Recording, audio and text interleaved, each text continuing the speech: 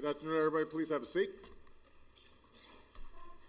It is my pleasure to welcome President Karzai back to the White House, as well as this delegation.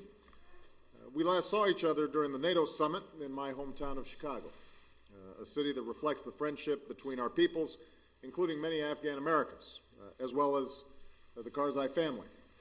So, Mr. President, welcome. We meet at a critical moment.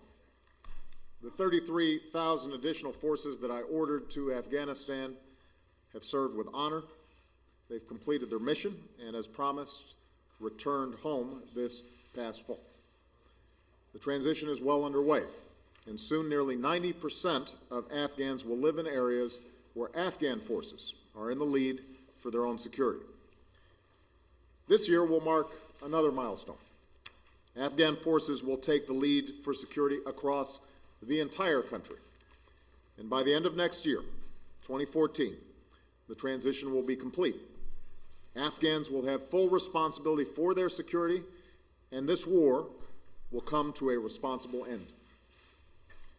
This progress is only possible because of the incredible sacrifices of our troops and our diplomats, the forces of our many coalition partners, and the Afghan people who've endured extraordinary hardship. In this war, more than 2,000 of America's sons and daughters have given their lives. These are patriots that we honor today, tomorrow, and forever. And as we announced today, the next month, I will present our nation's highest military decoration, the Medal of Honor, to Staff Sergeant Clinton Romesha for his heroic service in Afghanistan. Today, because of the courage of our citizens, President Karzai and I have been able to review our shared strategy. With the devastating blows we've struck against al-Qaeda, our core objective, the reason we went to war in the first place, is now within reach, ensuring that al-Qaeda can never again use Afghanistan to launch attacks against our country.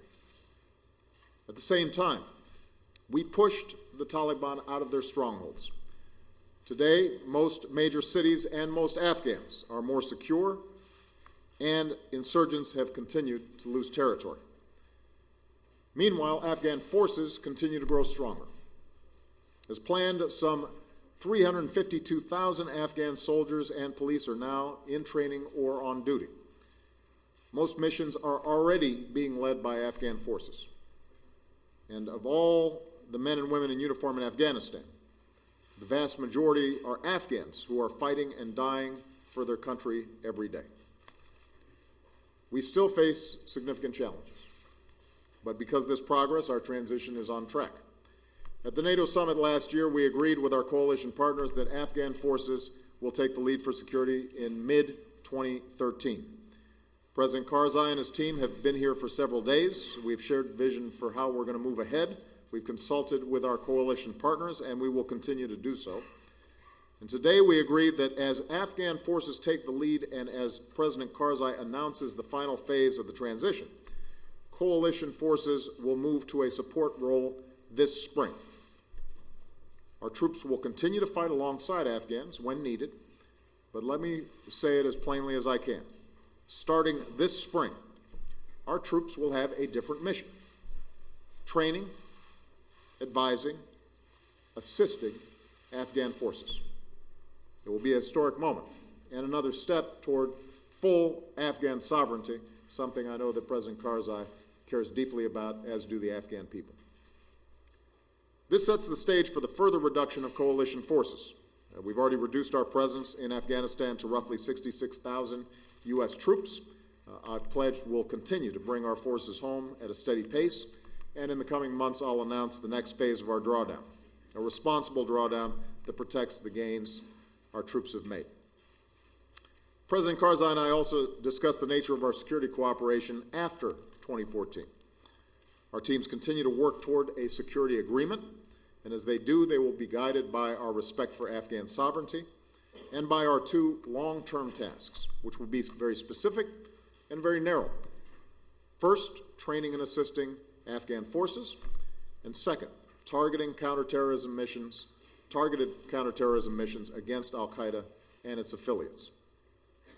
Our discussions will focus on how best to achieve these two tasks after 2014, and it's our hope that we can reach an agreement this year. Ultimately, security gains must be matched by political progress, so we recommitted our nations to a reconciliation process between the Afghan government and the Taliban. President Karzai updated me on the Afghan government's roadmap to peace, and today we agreed that this process should be advanced by the opening of a Taliban office to facilitate talks. Reconciliation also requires constructive support from across the region, including Pakistan. We welcome recent steps that have been taken in that regard, and we'll look for more tangible steps because a stable and secure Afghanistan is in the interest not only of the Afghan people in the United States, but of the entire region. And finally, we reaffirmed the strategic partnership that we signed last year in Kabul, an enduring partnership between two sovereign nations. This includes deepening ties of trade, commerce, strengthening institutions, development, education, and opportunities for all Afghans, men and women, boys and girls. And this sends a clear message to Afghans and to the region. As Afghans stand up, they will not stand alone. The United States and the world stands with them. Now, let me close by saying that this continues to be a very difficult mission. Our forces continue to serve and make tremendous sacrifices every day. The Afghan people make significant sacrifices every day. Afghan forces still need to grow stronger. We remain vigilant against insider attacks. Lasting peace and security will require governance and development that delivers for the Afghan people and an end to safe havens for al-Qaeda and its ilk. All this will continue to be our work. But make no mistake, our path is clear and we are moving forward. Every day, more Afghans are stepping up and taking responsibility for their own security, and as they do, our troops will come home. And next year, this long war will come to a responsible end. President Karzai, I thank you and your delegation for the progress we've made together and for your commitment to the goals that we share. A strong and sovereign Afghanistan where Afghans find security, peace, prosperity, and dignity. And in pursuit of that future, Afghanistan will have a long-term partner in the United States of America. Mr. President. Thank you very much, Mr. President, for the very gracious and warm welcome to me and the Afghan delegation on this visit to Washington, and for bearing with us, as I mentioned during our talks, in the Blair House with all the crowds that we have there. The President and I discussed today in great detail all the relevant issues between the two countries. I was happy to see that we have made progress on some of the important issues for Afghanistan. Concerning Afghan sovereignty, we agreed on the complete return of detention centers and detainees to Afghan sovereignty, and that this will be implemented soon after my return to Afghanistan. We also discussed all aspects of transition to Afghan governance and security. I'm very happy to hear from the President, as we also discussed it earlier, that in spring this year, the Afghan forces will be fully responsible for providing security and protection to the Afghan people, and that the international forces, the American forces, will be no longer present in Afghan villages, that the task will be that of the Afghan forces to provide for the Afghan people in security and protection. That we also agreed on the steps that we should be taking in the peace process, which is of highest priority to Afghanistan. We agreed on allowing a Taliban office in Qatar, in Doha, where the Taliban will engage in direct talks with the representatives of the Afghan High Council for Peace, where we will be seeking the help of relevant regional countries, including Pakistan, where we'll be trying our best together with the United States and our other allies to return peace and stability to Afghanistan as soon as possible, and employing all the means that we have within our power to do that, so the Afghan people can live in security and peace and work for their prosperity and educate their children. The President and I also discussed the economic transition in Afghanistan and all that entails for Afghanistan. Once the transition to Afghan forces is completed, once the bulk of the international forces have withdrawn from Afghanistan, we hope that the dividends of that transition economically to Afghanistan will be beneficial to the Afghan people and will not have adverse effects on Afghan economy and the prosperity that we have gained in the past many years. We also discussed the issue of election in Afghanistan and the importance of election for the Afghan people, and with the hope that we'll be conducting a free and fair election in Afghanistan, where our friends in the international community, in particular the United States, will be assisting in conducting those elections. Of course, where Afghanistan will have the right environment for conducting elections without interference and without undue concern in that regard for the Afghan people. We also discussed in a bit of detail and in the environment that we have all aspects of the bilateral security agreement between Afghanistan and the United States, and I informed the President that the Afghan people already in the lawyer jargon that we called for the strategic partnership agreement between us and the United States have given their approval to this relationship, and they value it as one that's good for Afghanistan. So in that context, the bilateral security agreement is one that the Afghan people approve, and I'm sure we will conduct it in detail, where both the interests of the United States and the interests of Afghanistan will be kept in mind. We had a number of other issues also to talk about. During our conversations, and perhaps many times in that conversation, beginning with the conversation, of course, I thanked the President for the help that the United States has given to the Afghan people, for all that we have gained in the past 10 years, and that those gains will be kept by any standard while we are working for peace and stability in Afghanistan, including respect for Afghan constitution. I also thanked the President and endorsed with him the sacrifices of American men and women in uniform and those of other countries. Accordingly, I also informed President Obama of the sacrifices of the Afghan people, of the immense sacrifices of the Afghan people in the past 10 years, both of our servicemen and of the Afghan people. I'll be going back to Afghanistan this evening to bring to the Afghan people the news of Afghanistan standing shoulder to shoulder with America as a sovereign, independent country, but in cooperation and in partnership. Thank you, Mr. President, for the hospitality. Thank you very much, Mr. President. Okay, we've got two questions each, I think, from U.S. and Afghan press. We'll start with Scott Wilson of the Washington Post. Mr. President, does moving up the deadline for the transition to an Afghan security role lead to the spring mean you'll be winding down U.S. troops faster than you expected this year?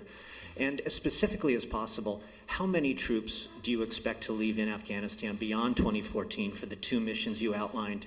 And would you consider leaving any troops in Afghanistan beyond that date without an immunity agreement for their actions? And President Karzai, you've spoken often about the threat the American presence in Afghanistan poses to your nation's sovereignty. But I'm wondering if you will be considering and working on behalf of an immunity agreement to preserve some U.S. forces in Afghanistan after the 2014 date, and how many U.S. troops you would accept after that time. Thank you. Okay.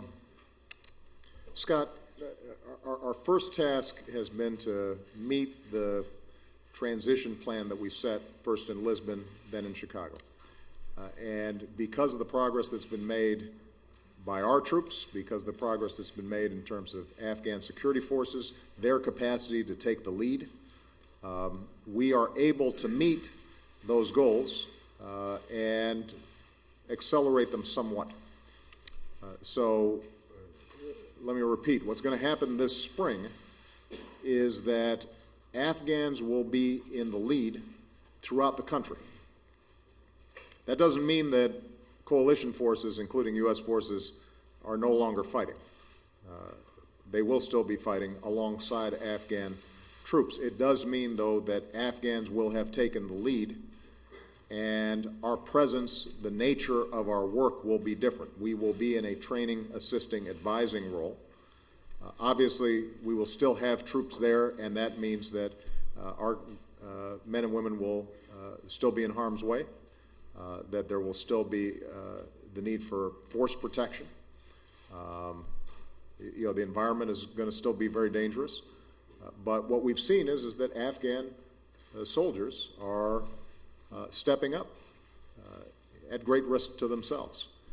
And that allows us then to make this transition during the spring.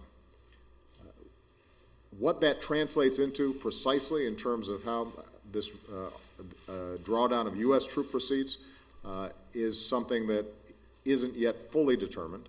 I'm going to be, over the coming weeks, getting recommendations from General Allen and other commanders on the ground.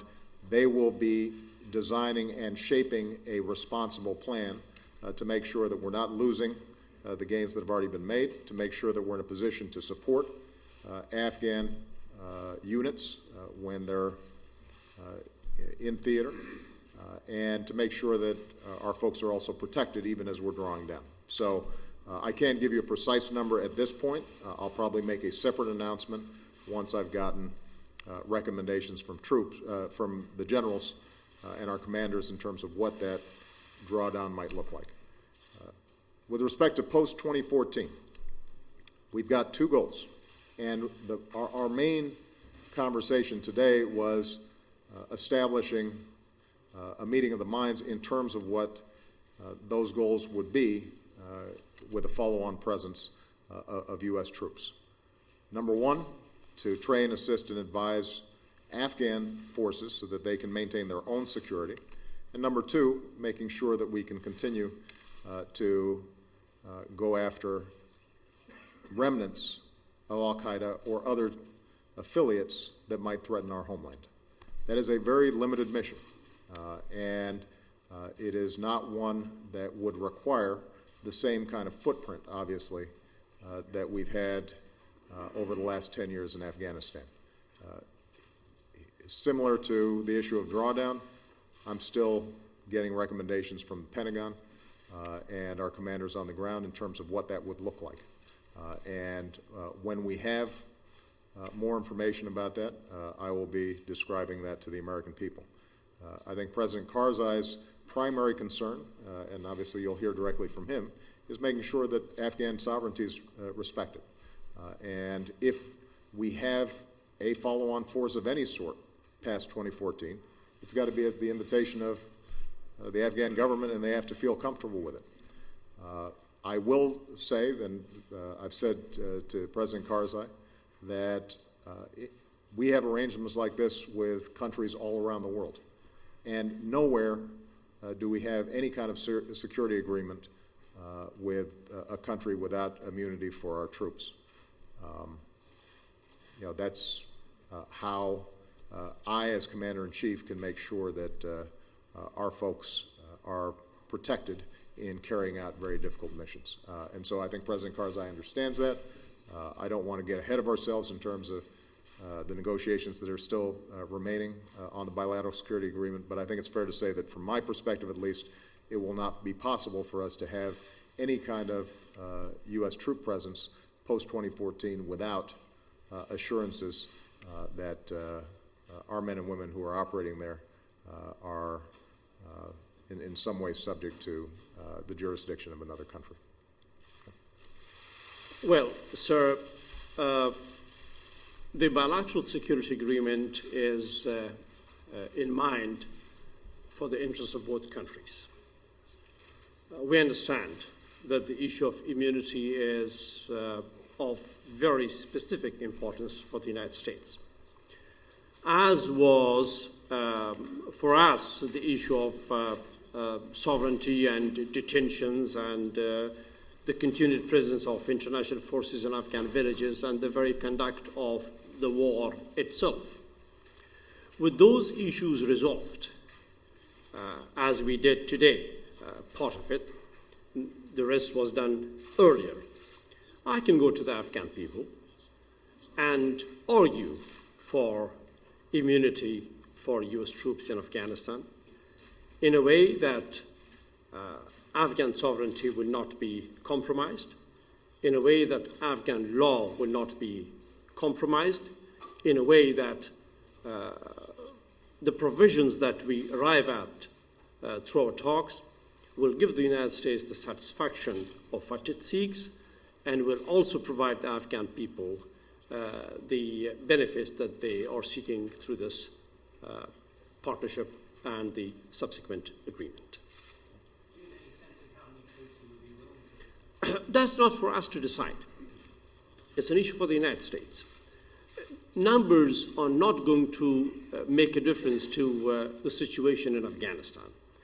It's the broader relationship that will make a difference to Afghanistan and beyond in the region. The specifics of numbers are issues that the military will decide, and Afghanistan will have no particular concern when we are talking of numbers and how they are deployed. An Afghan press, English-speaking press, the forces are making their money. I am Abdul Qadir Mirzai, I am Abdul Qadir correspondent for Ariana Television, Kabul, Afghanistan. I prefer to ask my question to my own language. جناب رئیس جمهور Mr. President, the missions of combative mission of United States after 2014, how this mission will be, how will it be resembling the same mission as it was during 11 years, or is there a different kind of missions? Those who are in Pakistan, particularly the safe havens that are in Pakistan, what kind of policy will you have? Thank you.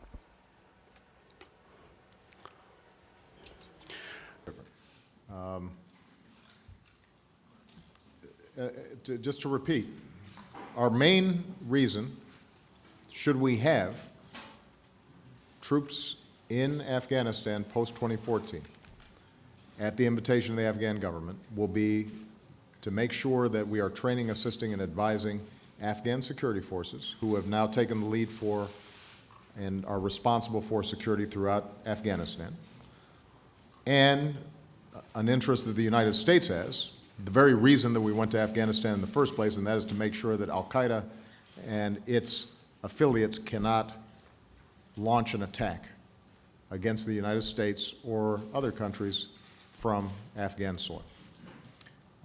We believe that we can achieve that mission in a way that's very different from the very active presence that we've had in Afghanistan over the last 11 years. President Karzai has emphasized the strains that U.S. troop presences in Afghan villages, for example, have created. Well, that's not going to be a strain that exists if there is a follow-up operation, because that will not be our responsibility. That will be a responsibility of the Afghan National Security Forces to maintain peace and order and stability in Afghan villages, in Afghan territory. So I think, although obviously we're still 2 years away, I can say with assurance that this is a very different mission and a very different task and a very different footprint for the U.S. if we are able to come to an appropriate agreement. And with respect to Pakistan's and safe havens there, Afghanistan and the United States and Pakistan all have an interest in reducing the threat of extremism in some of these border regions between Afghanistan and Pakistan. And that's going to require more than simply military actions. That's really going to require political and diplomatic work between Afghanistan and Pakistan. And the United States obviously will have an interest in facilitating and participating in cooperation between the two sovereign countries. But as President Karzai, I think, has indicated, it's very hard to imagine a stability and peace in the region if Pakistan and Afghanistan don't come to some basic agreement and understanding about the threat of extremism to both countries and both governments and both capitals. And I think you're starting to see a greater awareness of that on the part of the Pakistani government. سوالی که شما کردین راجع به چگونگی حضور امریکا بعد از 2000 The question that you have made about that we talked about this issue in detail today, about the prisoners, about the detention centers. All of these will transfer to the Afghan sovereignty, and the U.S. forces will pull out from villages, will go to their bases, and the Afghan sovereignty will be restored. And after 2014, we are working on it, on these relations. This relation will have a different nature and will be based on different principles. It will resemble probably to Turkey's United States, Turkey or Germany. We are studying this relationship, and we will do that. Thank you, Mr. President. As you contemplate the end of this war, can you say as Commander-in-Chief that the huge human and financial costs that this has entailed can be justified given the fact that the Afghanistan that the world will leave behind is somewhat diminished from the visions of reconstruction and democracy that were kind of prevalent at the beginning of the war? And President Karzai, many independent studies have criticized Afghanistan for corruption and poor governance. Do you stand by your assertion last month that much of this is due to the influence of foreigners? And are you completely committed to stepping down as president after the elections next year? I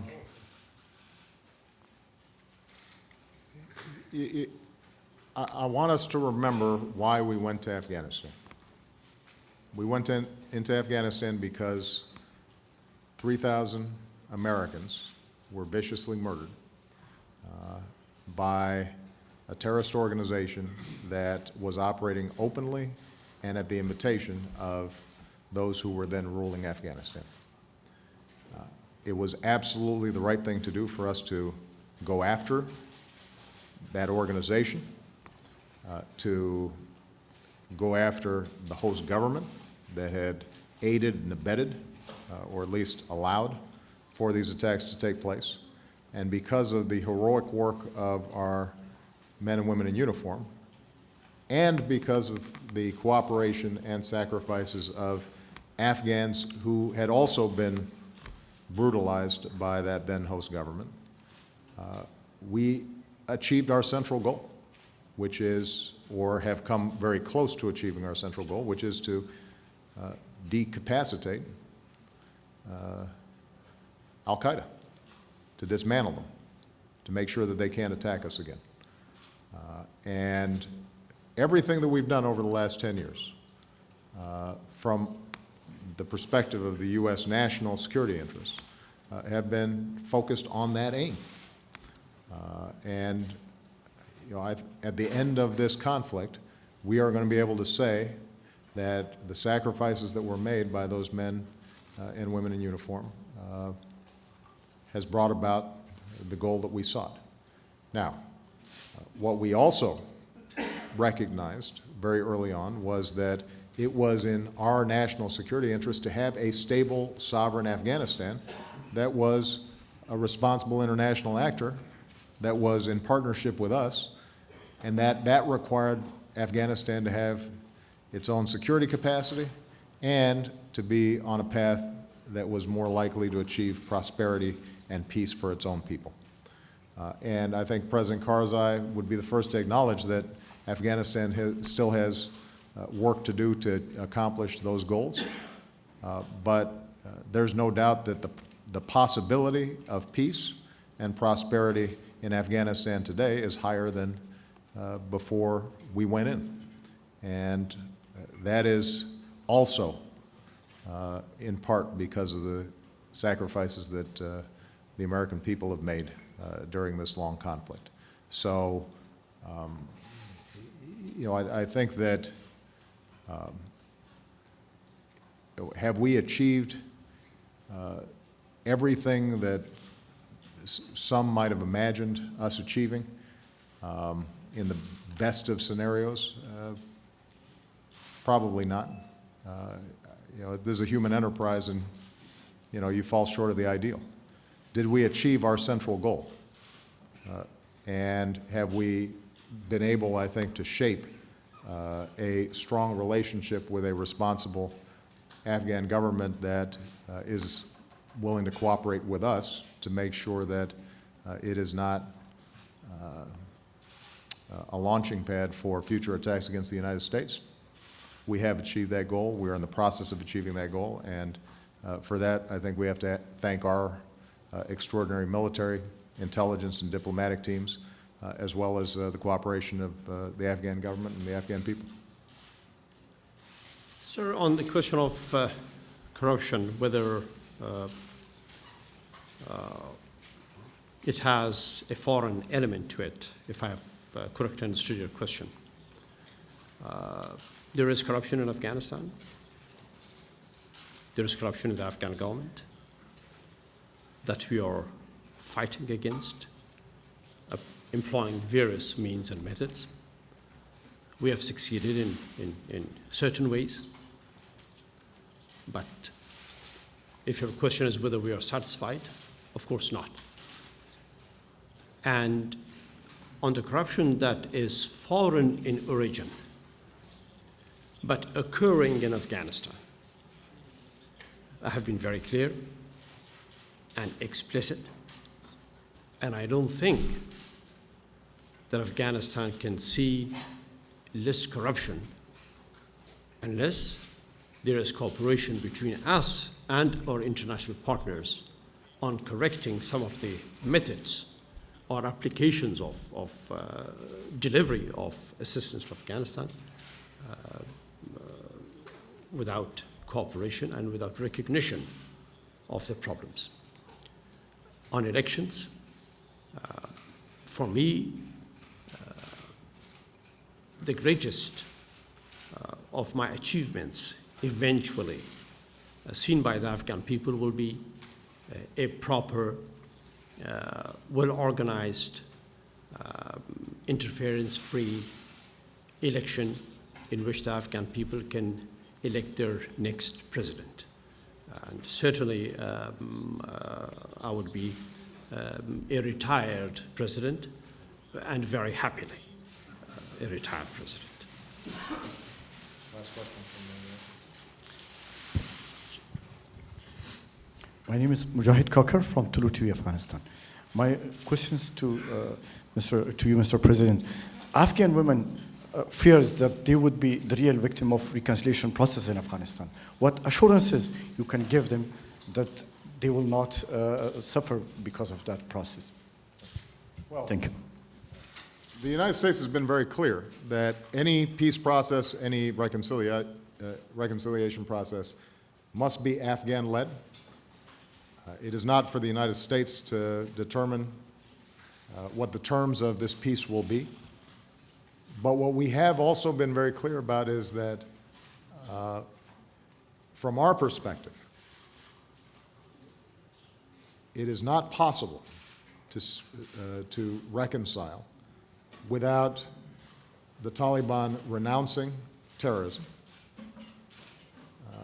without them recognizing the Afghan Constitution, and recognizing that if there are changes that they want to make to how the Afghan government operates, then there is an orderly constitutional process to do that, and that you can't resort to violence. The Afghan Constitution protects the rights of Afghan women. And the United States strongly believes that Afghanistan cannot succeed unless it gives opportunity to its women. We believe that about every country in the world. And so we will continue to voice very strongly support for the Afghan Constitution, its protection of minorities, its protection of women, and we think that a failure to provide that protection not only will make reconciliation impossible to achieve, but also would make Afghanistan's long-term development impossible to achieve. The single best indicator, or one of the single best indicators of a country's prosperity around the world is how does it treat its women? Does it educate that half of the population? Does it give them opportunity? When it does, you unleash the power of everyone, not just some. I think there was great wisdom in Afghanistan ratifying a constitution that recognized that. That should be part of the legacy of these last 10 years. Okay? Thank you very much, everybody. Thank you.